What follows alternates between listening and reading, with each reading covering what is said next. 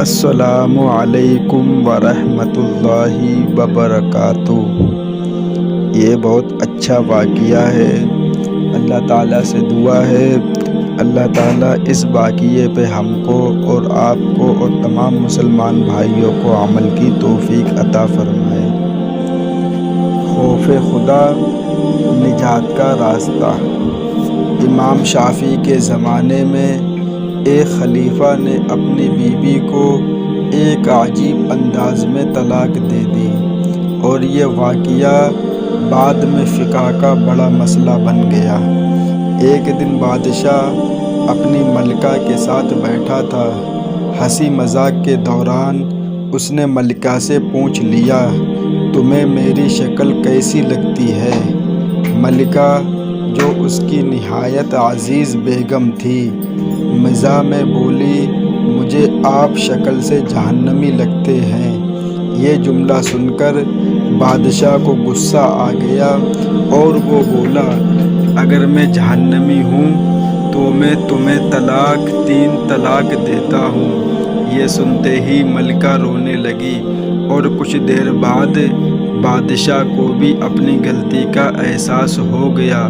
اگلے دن بادشاہ نے ملک بھر کے علماء، مفتیان کرام اور امام حضرات کو دربار میں جمع کیا اور پوچھا، کیا اس طرح میری طلاق واقع ہو چکی ہے؟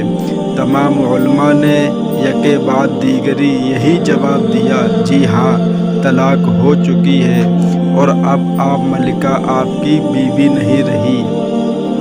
لیکن اس مجلس میں ایک نوجوان مفتی بھی موجود تھا جو ایک طرف خاموش بیٹھا رہا۔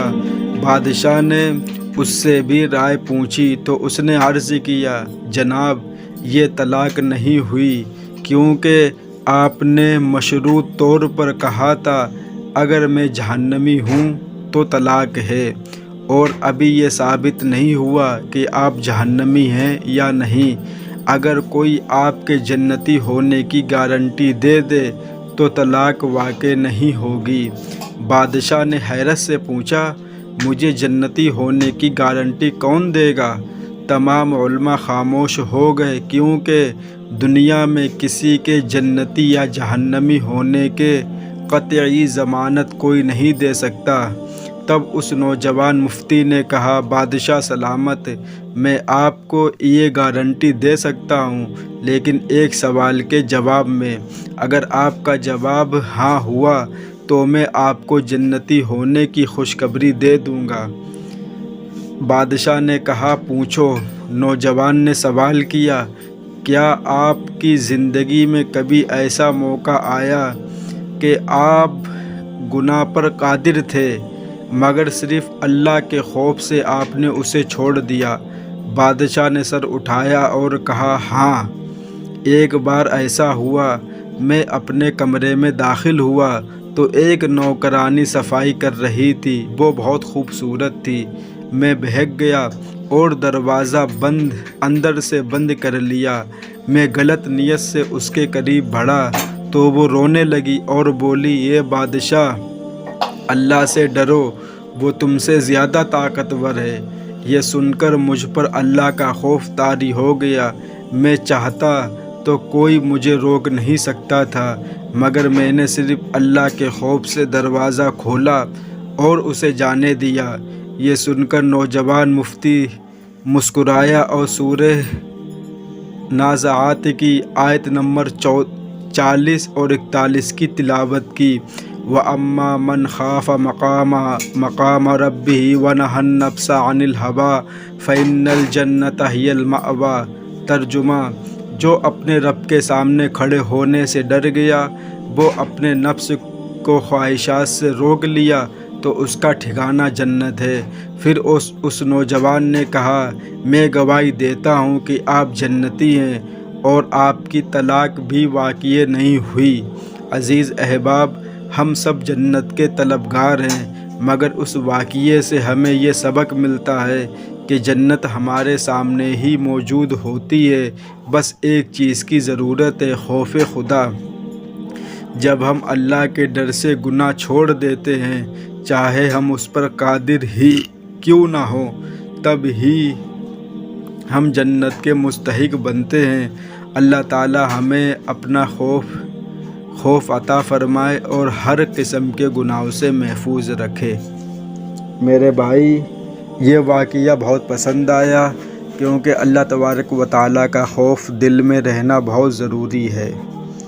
तलाक तो उसने दे दी, मगर उसने ये कि आपकी शक्ल जहन्नमी जैसी है, लेकिन दुनिया के अंदर कोई भी इंसान, कोई भी मुफ्ती, कोई भी अल्लाह वाला किसी इंसान के बारे में ये नहीं कह सकता है कि आप जहन्नमी हैं या आप जन्नती हैं, क्योंकि अल्लाह तबारक व तआला को मालूम है कि मेरा बंदा कितने पानी में है, चाहे वो कितना ही बड़ा गुनहगार क्यों ना हो।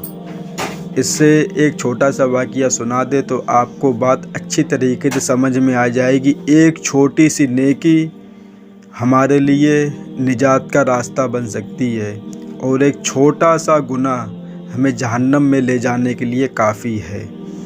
एक औरत 5 वक्त की नमाजी, कुरान मजीद की तिलावत करने वाली और सब नेक आमाल उसके अंदर थे, मगर क्या कि उसने एक बिल्ली को अपने घर पे बांधा और उसे कुछ भी खाने पीने को नहीं दिया उस बिल्ली को, और वो बिल्ली मर गई।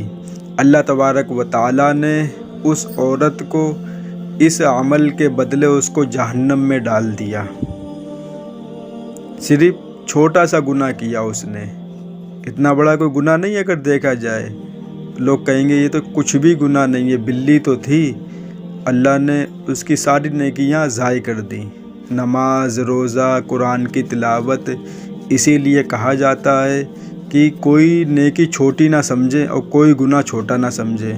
आप ये ना समझे कि हम छत पे परिंदों को दाना डालते हैं, हम छत पर परिंदों के लिए पानी रखते हैं। मेरे भाई, नेकी छोटी हो या बड़ी हो, अल्लाह को पसंद आनी चाहिए बस। अगर अल्लाह को पसंद आ गई तुम्हारी नेकी तो समझो कि हमारा तो काम हो गया, दुनिया में भी और मरने के बाद आखिरत में भी।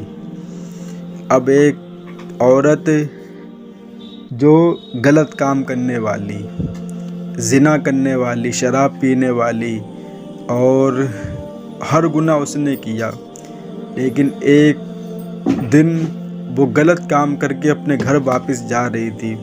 उसने देखा कि कुएं के पास एक प्यासा कुत्ता पड़ा हुआ है और प्यास की वजह से उसकी ज़बान बाहर निकली हुई है मुंह से।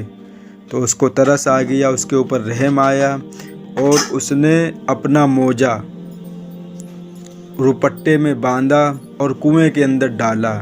हम कोई भी कपड़ा अगर पानी में डालें तो इतना पानी आ जाता है कि चेहरे को या किसी चीज़ को अच्छी तरीके से भिगा सकता है, इतना पानी उसमें आ जाता है, चाहे वो छोटा कपड़ा या बड़ा कपड़ा निचोड़ने के बाद।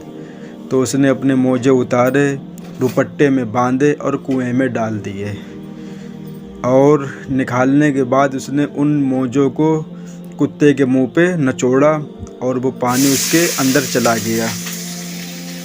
अल्लाह तबारक व तआला ने उसके इस नेकी के बदले में उसकी सारे गुनाह माफ़ कर दिए, उसकी सारी ख़ता माफ़ कर दी और उसको जन्नत में डाल दिया।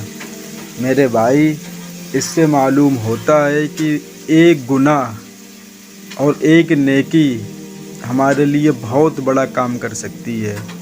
ऐसे ही जब मदरसे में पढ़ते थे तो हमने एक वाक़या पढ़ा था कि एक बहुत बड़े मौलाना हज़रत कुछ लिख रहे थे। अभी ये पेन जो हम लोग लिखते हैं ये तो अभी चालू हुए हैं, पहले क्या होता था, वो वैसे पेन आते थे, उसके अंदर स्याही डाली जाती थी। हमने भी उस पेन को देखा है, पहले वैसे लिखा जाता था।